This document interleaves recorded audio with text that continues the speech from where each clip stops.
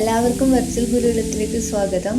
ഇന്ന് ഞാൻ ഉണ്ടാക്കാൻ പോകുന്നത് വളരെ എളുപ്പത്തിൽ തയ്യാറാക്കാൻ പറ്റുന്ന ഒരു മോര് കറി അല്ലെങ്കിൽ മോര് കാച്ചിയതാണ്. ഇതെങ്ങനെ ഉണ്ടാക്കാമെന്ന് നോക്കാം. അതിനു മുമ്പ് ഞങ്ങളുടെ ചാനൽ ഇഷ്ടപ്പെടുകയാണെങ്കിൽ ഒന്ന് സബ്സ്ക്രൈബ് ചെയ്തേക്കണേ. സബ്സ്ക്രൈബ് ചെയ്ത് തൊട്ടടുത്തുള്ള ബെൽ ബട്ടൺ കൂടി ക്ലിക്ക് ചെയ്യാൻ മറക്കരുത്.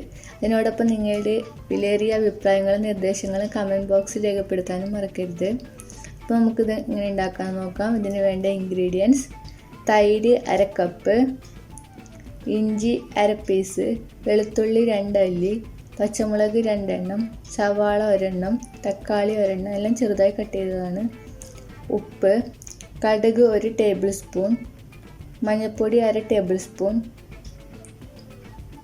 മുളക് പൊടി 1/4 ടീസ്പൂൺ, എണ്ണ 4 ടേബിൾ സ്പൂൺ, വെള്ളം. ഇനി നമുക്കിതെങ്ങനെ തയ്യാറാക്കാമെന്ന് നോക്കാം. നമ്മൾ എടുത്തു വെച്ചിട്ടുള്ള തൈര് നമുക്ക് മിക്സിയുടെ ജാറിലേക്ക് ഇട്ട് കൊടുക്കാം.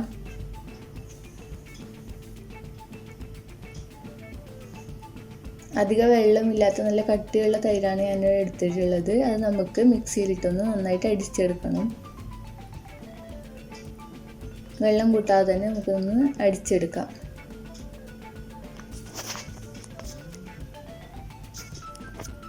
ഇപ്പോൾ നന്നായിട്ട് അടിച്ചെടുത്തിട്ടുണ്ട്. ഇനി നമുക്കൊരു പാൻ വെച്ച് അതിലേക്ക് 3 ടേബിൾ സ്പൂൺ ഓയിൽ ഒഴിച്ചു കൊടുക്കാം. സൺഫ്ലവർ ഓയിലാണ് ഞാൻ എടുത്തത്. അത് അതിലേക്ക് ഒഴിച്ചു കൊടുക്കാം.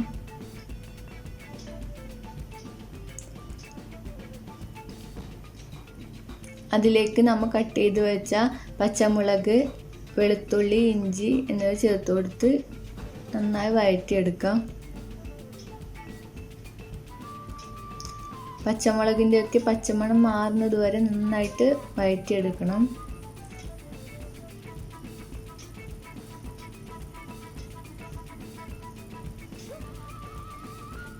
അതിൻ്റെ കളറൊന്ന് ചേഞ്ചായി വരുമ്പോൾ നമുക്കതിലേക്ക് ഒരു സവാള ചെറുതായി കട്ട് ചെയ്തത് അതിലേക്ക് ഇട്ട് കൊടുക്കാം.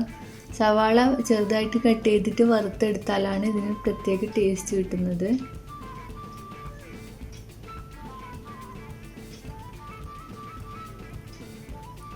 ഇത് അടച്ചു വയ്ക്കാതെ നന്നായിട്ട് ഫ്രൈ ചെയ്തെടുക്കണം സവാള. നമുക്കതിലേക്ക് ആവശ്യത്തിനുള്ള ഉപ്പിട്ട് കൊടുക്കാം.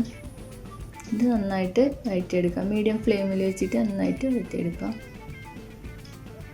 ഇത് നന്നായി ഫ്രൈ ആയിട്ട് വന്നിട്ടുണ്ട് നമ്മൾ സവാള. ഇതുപോലെ ആക്കിയെടുക്കണം. ഇനി ഇതിലേക്ക് നമുക്ക് തക്കാളിയും കൂടി ചേർത്ത് കൊടുക്കാം. ഒരു തക്കാളി കട്ട് ചെയ്തത് ഇതിലേക്ക് ചേർത്ത് കൊടുത്ത് നന്നായിട്ട് വഴറ്റിയെടുക്കാം.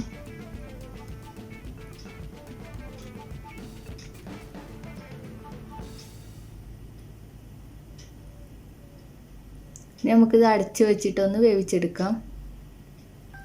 അപ്പോൾ നന്നായിട്ട് വെന്ത് വന്നിട്ടുണ്ട് നമ്മൾ സവാളയും തക്കാളിയും ഒക്കെ. ഇനി നമുക്കിതിലേക്ക് പൊടികൾ ആഡ് ചെയ്ത് കൊടുക്കാം. 1/2 ടീസ്പൂൺ മഞ്ഞൾപ്പൊടിയും 1/4 ടീസ്പൂൺ മുളക് പൊടിയും കൂടി ചേർത്ത് കൊടുത്ത് നന്നായിട്ട് പച്ചമണം മാറുന്നത് വരെ വഴറ്റിയെടുക്കാം. ഇപ്പോൾ മാറിക്കഴിഞ്ഞു. ഇനി നമുക്കിതിലേക്ക് അരിച്ചു വെച്ച മോര് ചേർത്ത് കൊടുക്കാം.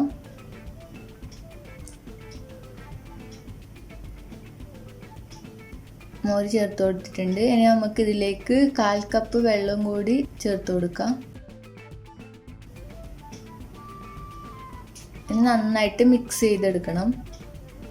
ഒരു കാര്യം പ്രത്യേകം ശ്രദ്ധിക്കണം. ലോ ഫ്ലെയിമിൽ വെച്ചിട്ട് നമ്മൾ ഇതിനെ തിളയ്ക്കാൻ അനുവദിക്കരുത്. തിളയ്ക്കുന്നതിന് മുമ്പ് മാറ്റി വയ്ക്കണം. തിളച്ചാൽ നമ്മുടെ കറി മോശമായി പോവും. ചൂടായിട്ടുണ്ട്. നമുക്കത് മാറ്റി വയ്ക്കാം. ഇനി നമുക്കൊരു പാൻ വെച്ച് കടുക് താളിച്ചെടുക്കണം. അതിന് വേണ്ടിയിട്ട് 1 ടേബിൾ സ്പൂൺ ഓയിൽ ഒഴിച്ചു കൊടുക്കാം. ഇതിലേക്ക് 1 ടേബിൾ സ്പൂൺ കടുക് ഇട്ട് കൊടുത്ത് താളിച്ചെടുക്കാം.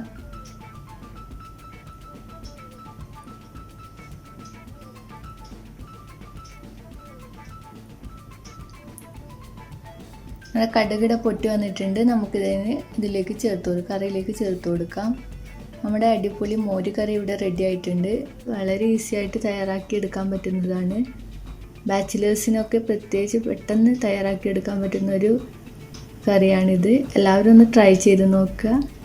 Thank you for watching.